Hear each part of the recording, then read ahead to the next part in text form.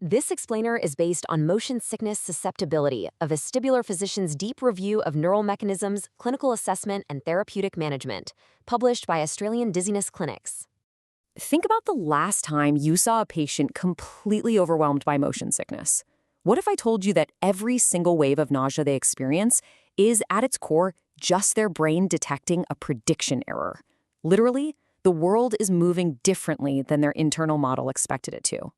And here's the truly fascinating part. There is a specific, measurable dial right in the brainstem that dictates exactly how long that awful feeling is going to last.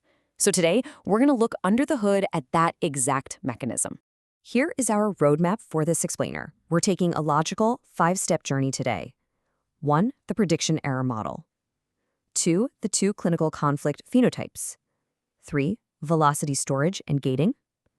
4. The brainstem emetic cascade. And 5. Some key clinical takeaways. We're following that cygnus signal from the peripheral sensory inputs all the way down to the autonomic output. Let's get into it. Section 1. The prediction error model. For those of us in advanced vestibular practice, we really have to step away from viewing motion sickness as a disease, right? Instead, we need to recognize it for what it actually is, a fundamental neural mismatch.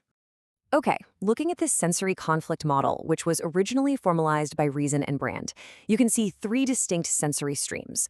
We've got the semicircular canals and otoliths, the retinal optic flow, and the somatosensory proprioceptors. Now, all 3 of these converge right on the brainstem cerebellar comparator. And this comparator, it's basically running a constant background computation against an internal model based on a person's prior experience. It's constantly outputting a predicted minus actual state. When the incoming signals diverge from that internal prediction, boom, you get a neural mismatch, and the severity of your patient's sickness scales directly with the degree and the duration of that unresolved conflict. Moving into Section 2, 2 clinical conflict phenotypes. What's super interesting here is how the single underlying sensory conflict model splits into 2 very distinct clinical presentations, depending entirely on the trigger. Take a look at this split screen. On the left, we have the classical phenotype, active motion with vision suppressed. Think of your classic patient trying to read a book in the back of a moving car. Their vestibular system is absolutely screaming that there's physical acceleration, but their stabilized visual scene, the book, completely fails to confirm it. Now contrast that with the right side, the modern epidemic, visually induced motion sickness, or VIMS. This is your patient scrolling endlessly on a smartphone or wearing a VR headset.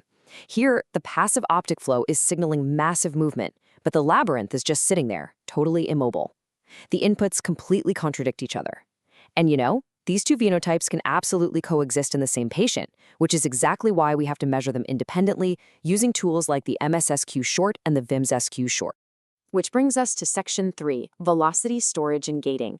Let's look at the chronicity mechanism and see how this all builds up in the central nervous system's holding tank. Because detecting a mismatch is one thing, but sustaining it, that's a whole different ballgame. Enter the velocity storage mechanism.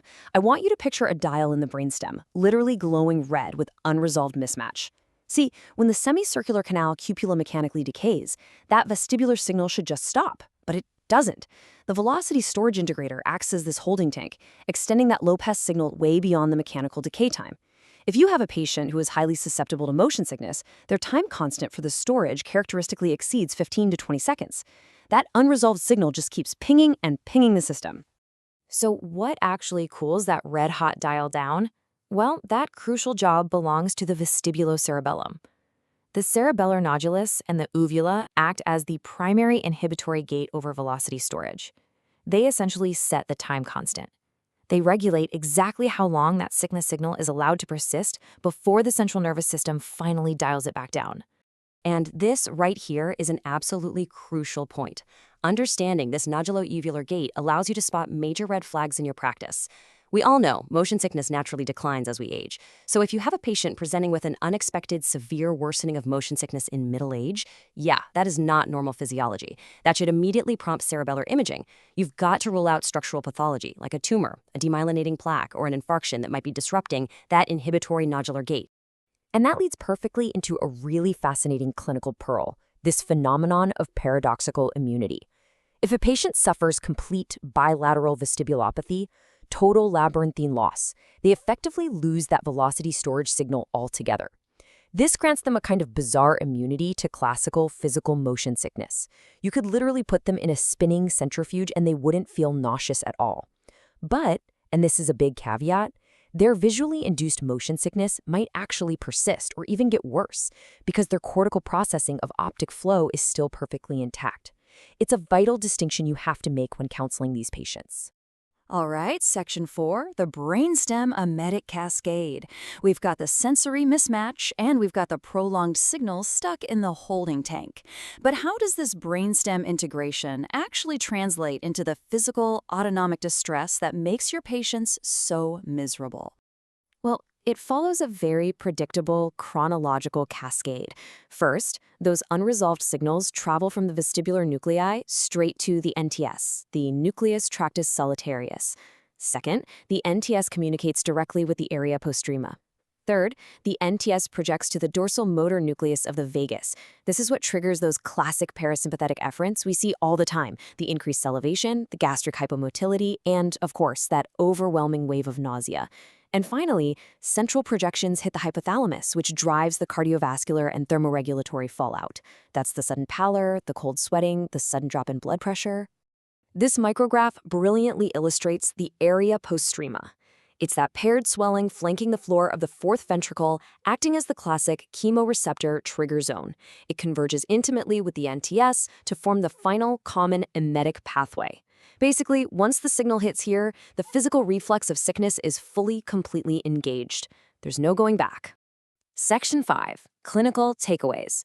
We've covered some incredibly dense neurological ground today, so let's pull all these complex physiological threads together into some actionable foundations for your practice. If you take away just a few core concepts from this explainer, make it these. First off, motion sickness is not a disease. It's a fundamental prediction error that scales precisely with the degree of sensory mismatch. Second, a long velocity storage time constant, that red-hot dial we talked about, is what sustains the signal. Third, because the nodulus controls that dial, nodular lesions will pathologically exaggerate symptoms. Remember, unexpected adult-onset sickness is a major red flag. And finally, the actual physical distress your patients feel is the direct result of the efferent fallout cascading from the NTS to the area postrema and right down to the vagus nerve. Which leaves us with a pretty provocative final question, doesn't it? If we can map this structural cascade so precisely, how might we chemically intercept it before that vagus nerve ever fires? Well, in our next explainer, we're going to turn to the neurochemistry and genetics of susceptibility. We'll explore exactly how these pathways become highly specific drug targets and why this trait runs so fiercely in families. You won't want to miss it. This has been an Australian Dizziness Clinics Vestibular Physician Review. Visit australiandizzinessclinics.com for the full literature review and cheat sheet.